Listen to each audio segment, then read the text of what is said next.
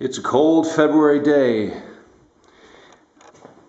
and here we are back at it.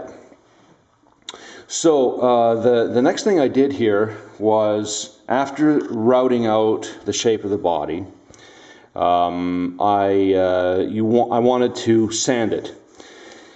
And I used this oscillating spindle sander for all of the inside curves, like in this area and the cutaway. There's different sized drums, sanding drums that I'm using. And that works great. However, for the outside, the bout here, you want to go with either like a belt sander, or you can even do it by hand, because you want to make sure that when you run your hand across here like this, it feels smooth. You don't feel any little bumps or jutting transitions, right? This is the best way to feel with your hand. And so once I've got it all smooth, now I'm ready to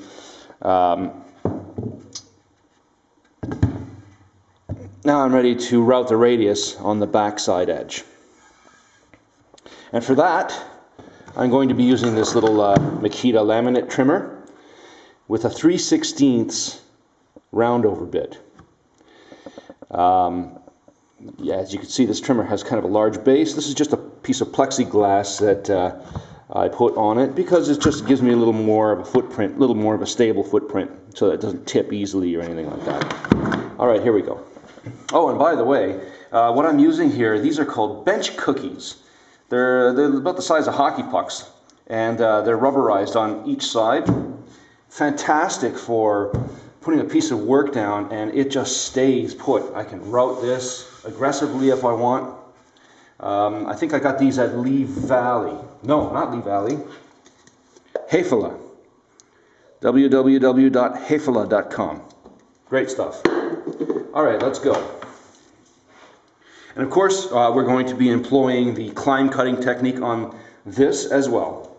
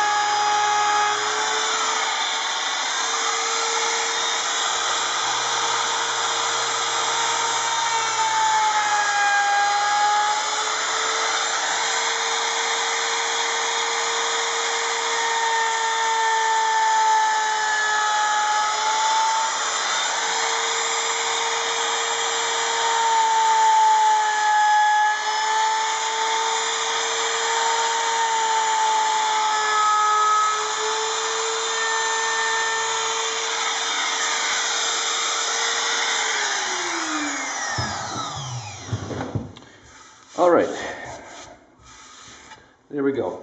And the reason I did the round over as my first operation is because I wanted to, I've got my location marked out for the output jack, but you definitely do not want to drill the output jack before you do the round over, because if the follower bearing falls into the hole of the output jack, then you've got a mess here. All right, so it's all about order, sequence. There's a label I like to see. This is a Turco duplicarver. I bought this years ago, I don't know, 25 years ago, maybe more now. And it's just a simple duplicating carver. It works much like when you go to get your keys duplicated at the hardware store. You put a master key on one side and a follower follows that, and the cutter cuts the recipient key. So that's what I'm going to be using to carve the Les Paul tops. So what I've got here is my master top. This one I carved by hand a long time ago. I think this is either basswood or poplar. Looks like basswood, I think. And the reason I carved it out of basswood, obviously, is because it's so soft and easy to carve. Last thing I want to do is go carving a template out of something that's difficult to carve. So I use tools like these little finger planes. And I got my carved contours from a 1960 Les Paul that I liked, and I mapped out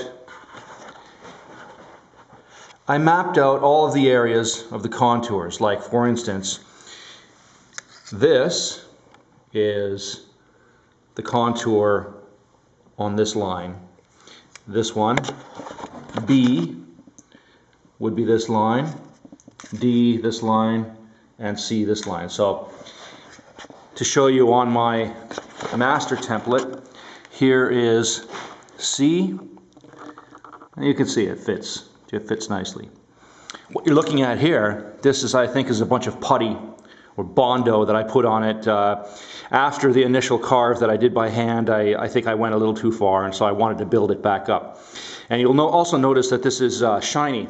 That's because I sprayed some 2K polyester clear finish on it, just to protect it, so that it wouldn't get, gouged up by the follower stylus or anything like that. Here, let's take a look at the A template and how it fits on here. It'll go right up the center line, and again, you can see a nice fit.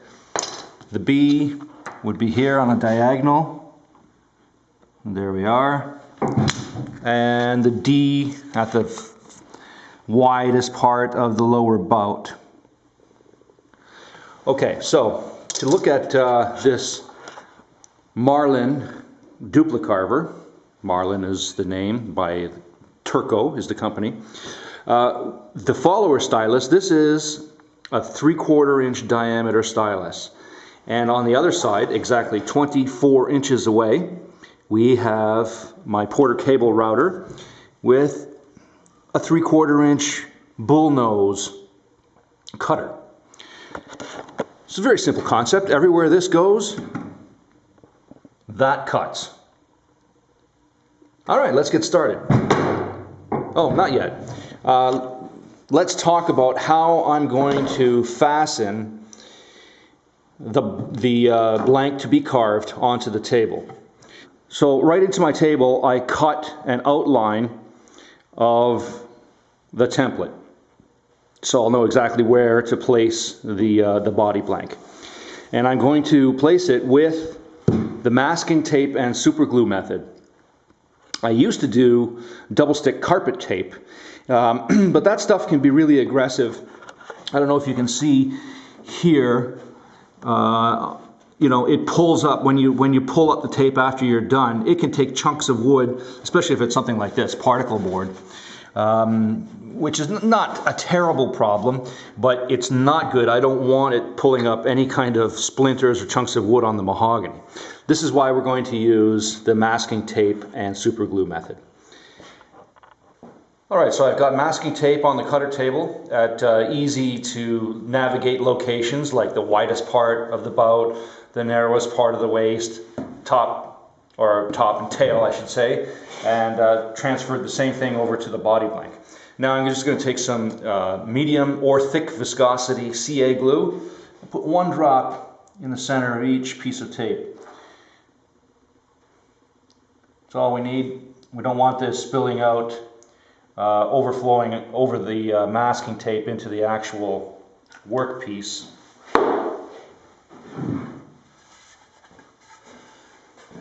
And now, using the cutout in the tabletop as my guideline, I am going to set this in place.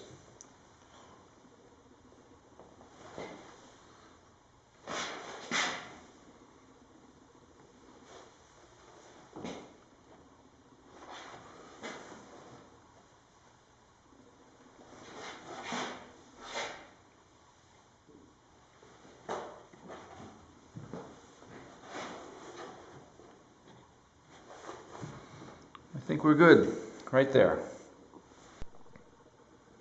For those of you who are building your own Les Pauls, if you care to use these contour templates, I will post them online for you. Just look at the link in the video description, and I'll post a scan, a 1-to-1 scan with, say, a 6-inch ruler, so you'll have the scale correct.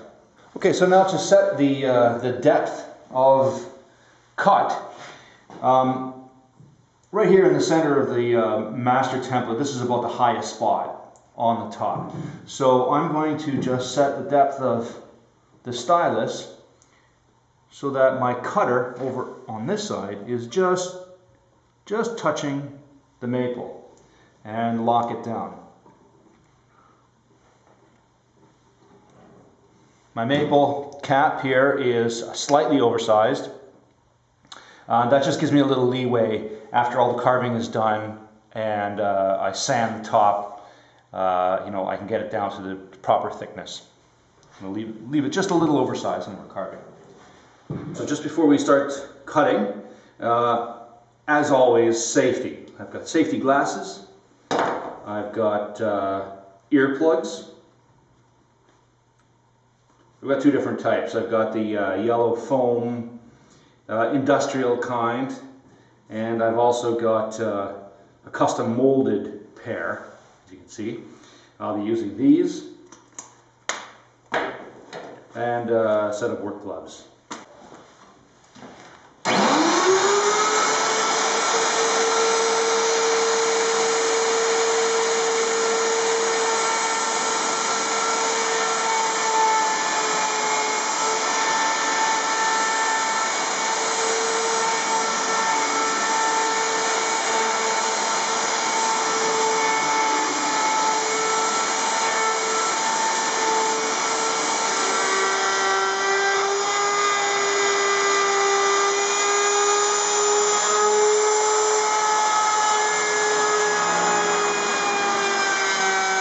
The carving is done, and now it's just a matter of sanding the top smooth. I've got a nice fresh 60 grit sandpaper here in my random orbit sander, and the idea is to just sand the area until the mark goes away and then no further. So here we go, let's give it a go.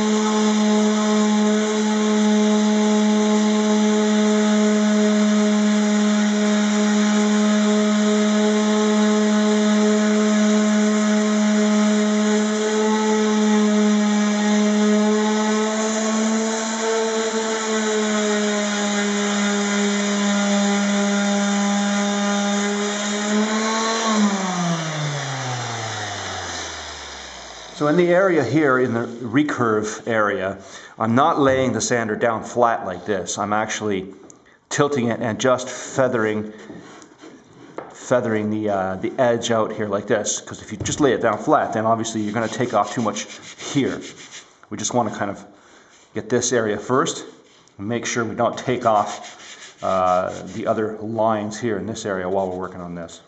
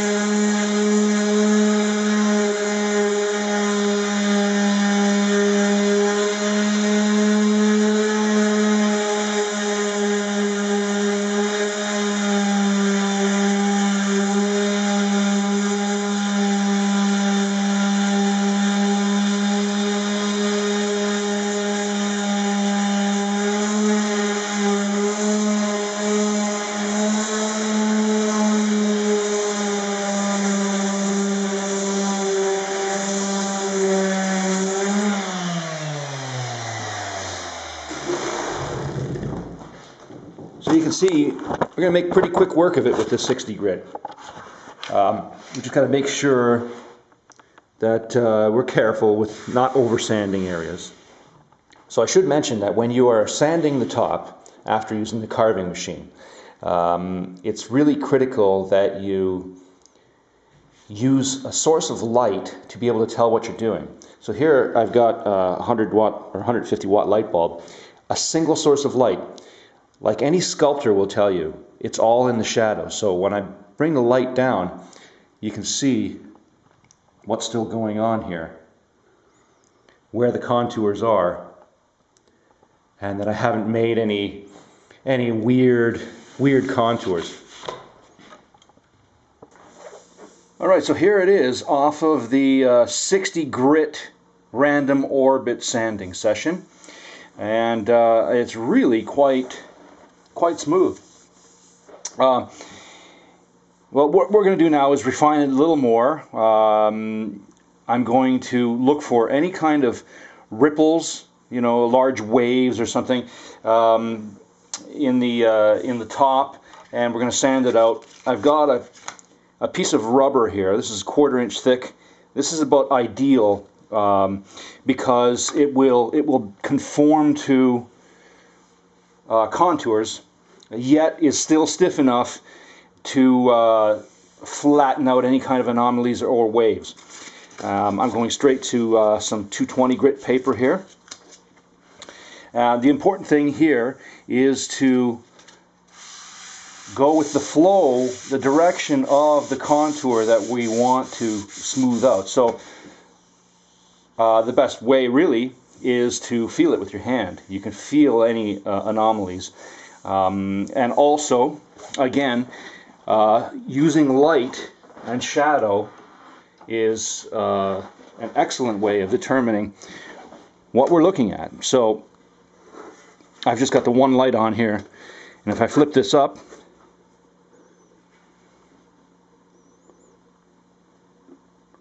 you can really see what's going on with the contours. So between using the light and just passing over it with my hand, I can find any problems, little ripples or whatnot, and smooth it out. So as I said, the contours, I go with the contours. That means going around the rim,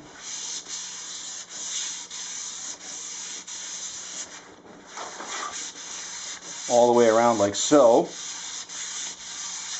So that makes that contour smooth. And then also contours going this way.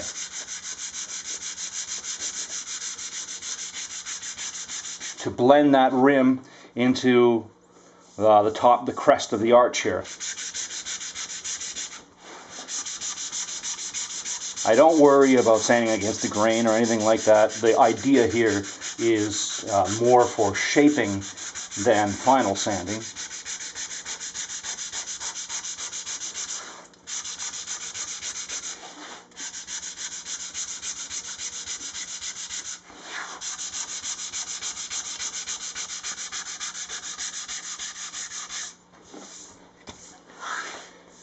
And that feels good. Alright, so we're setting up now to cut the mortise in the bodies. And before we do that, what I want to do is check that the angle that the neck lands on here in this area, it matches actually with the what we've cut on the neck. So on this particular guitar, we're going to use this tool. I don't know what this is called. What did you call this? I really don't know. Adjustable square, I think they call it. Yeah. What was that German word? Schrägmaß. Okay. Okay. Well, anyway, so we can adjust the angle on this, so I can transfer what I measure off of this neck, which is like this. I've already got it set up. All right. So that's that angle, and I check here. And so what I find though is the angle is a little bit off, and that is because you know, there's been a lot of sanding. You saw me with the 60 grit paper on the orbital random orbit sander, and so things can go a little bit funky. It's not out much, but it's out enough. I want the bottom of that tenon landing on the bottom of the mortise tight all the way down the line. So we're gonna just sand a little bit off this area.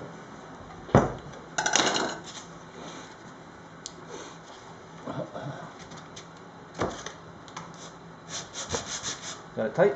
Yeah.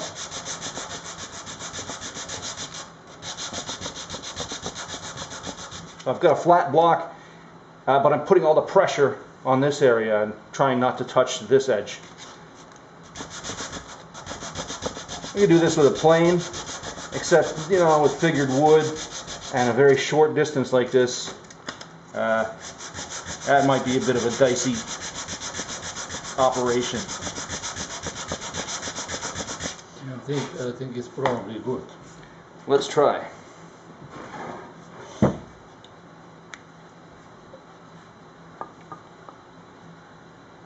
Oh yeah, Perfect. that's exactly good. Perfect. Yeah, good. Yeah. All right, so this is driving us crazy. Sliding bevels. These things are sliding bevels, and we got the trusty old Lee Valley catalog sitting on the shelf over there. Sliding bevels. That's what this is called. Okay. Okay, so we want to lay out the exactly the dimension for the mortise, which would be 3/4 of an inch on each side of the center line. I don't really trust a pencil line for this kind of thing, so what we're going to do is I'm going to put a little cut line right at the 3/4 mark. Okay, bring this a little bit forward, and whoop, yeah, it's right there. And I'm using my blade here. I'm going to find right where the 3/4 mark is. That's good. And you got to bring this closer to the edge here. Bring the tape closer.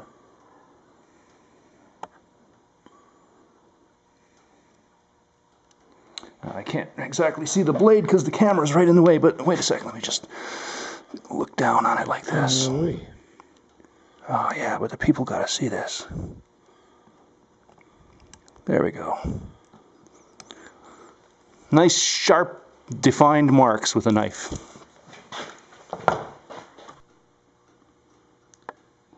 Alright, so this is how we're going to set up this template. What it's going to do is it's going to ride on the flat.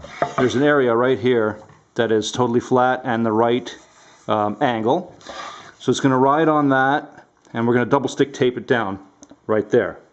But just for extra stability, we've got this piece of wood that fits just so, and we'll clamp that down once we've got the whole thing centered. So first things first, a bit of carpet tape, double stick carpet tape on just the outside, the cheeks of this mortise and tenon. I caught one time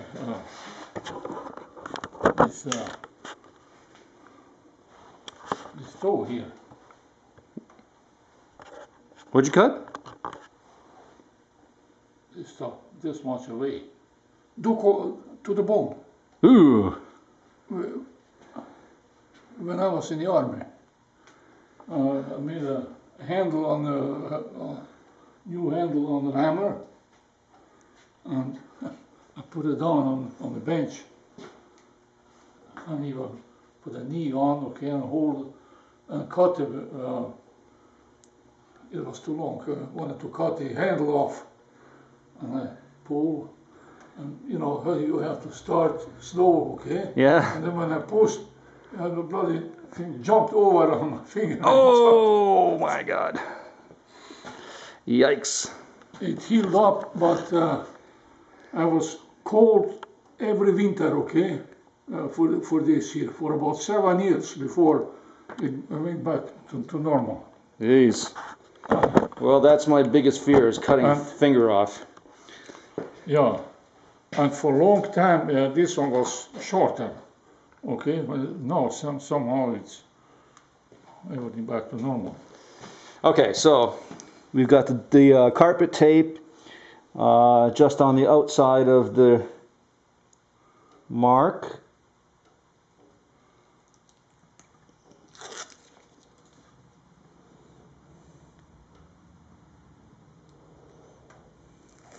There we go.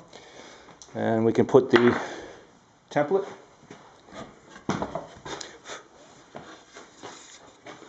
Now I can line this template up exactly with those knife marks. And that's good here on this end. How about there?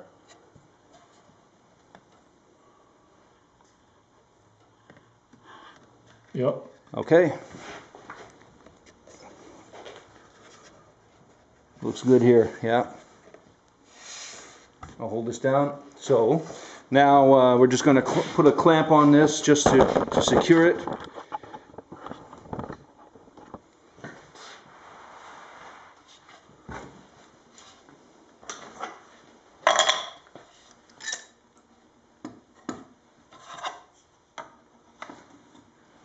Of course, we only use Brazilian rosewood clamping cauls around here. That's expensive blocking. Yeah, nothing but the best for Brian.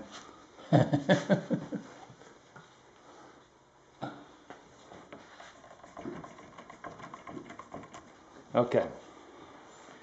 And ready for drilling out. Yeah, off to the drill press with a Forstner bit. We're going to hog out the majority of that stuff. So we hogged out the bulk of the material with a Forstner bit. Save on the wear and tear of the router bit, of course.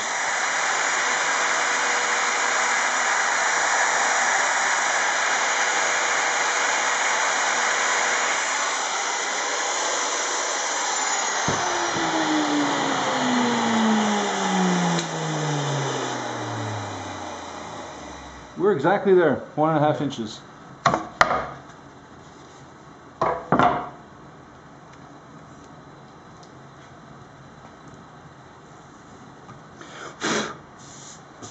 Well, the big job is done.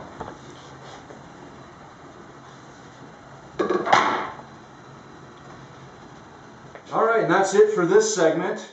We've got our 3 bodies carved, tops carved, mortises cut, and next, stay tuned for the next installment. We'll be making the necks, finishing off the necks, and fitting the tans into the mortises, giving them a fine-tuned fit, and move on from there. See you next time.